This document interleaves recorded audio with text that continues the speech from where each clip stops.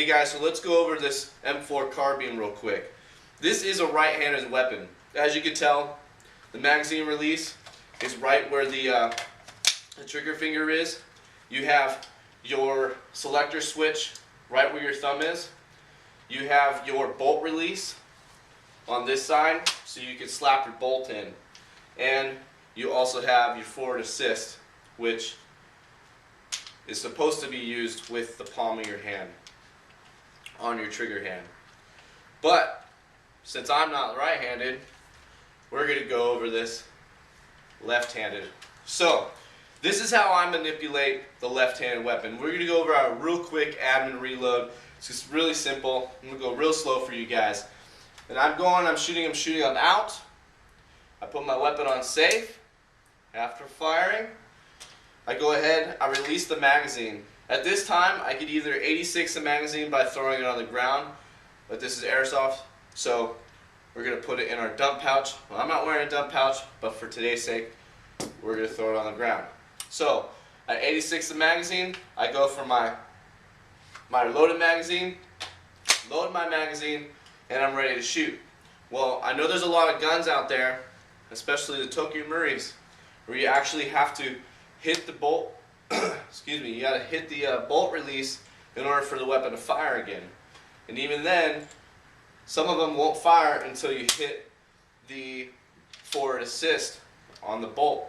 So, it also works in the real steel world, where this is how you're going to actually have to fire and how you're going to have to load in a real steel situation. So, for real steel's sake, and if you want to manipulate your weapon as realistic as possible, this is how I would do it as a lefty. This is how I figured out my specific needs and wants, and I applied it to this weapon system. So here it is in slow motion.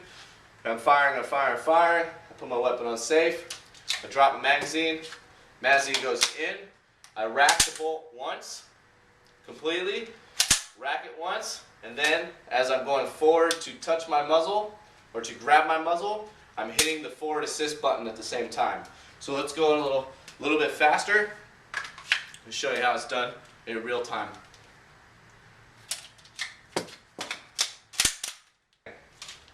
So that's how you would fire the weapon system in my personal preference. A lot of people like to use a 2-point sling or a 3-point sling with the rifle system, but as I can see as an M4, it's best just to use a single point because, once again, this is a right-hander's weapon. So even the sling mounts are created for a right-hander. So unless you get an ambi swivel mount in the back here for your buttstock, then you could manipulate the weapon both ways. But my personal preference, I like to run a single point, because then I could just swing it around me when I have to, pull out my pistol, and whatnot. As for mounting my optics and everything else, optics is usually centered, so I don't have to worry about that. And I like to keep it real simple, so all I got here is a little light with my laser. I don't know if you can even teach that. Woo! Laser. Got my little laser here. I like to run a laser and a light. So I keep it real simple, really small, really compact, and this is how I manipulate my weapon system left-handed. Now there are weapons out there such as the SCAR, which is an ambidextrous weapon where it could be used for right or left-handed. There's not a whole lot of left-handed weapons out there.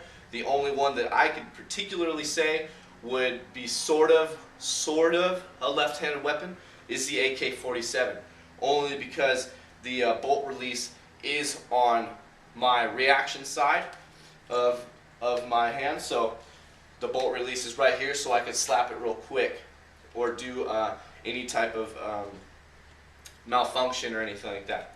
So that is my over, so the lefties could get a little bit stronger out there on the field, and be prepared for some more TAC videos, guys. Stay tuned. So over here, what the hell was that? I'm going over the carbine. That's it. Slap, pull, observe, release, tap, squeeze, boom, boom. Slap, pull, observe, release, blah, blah, blah.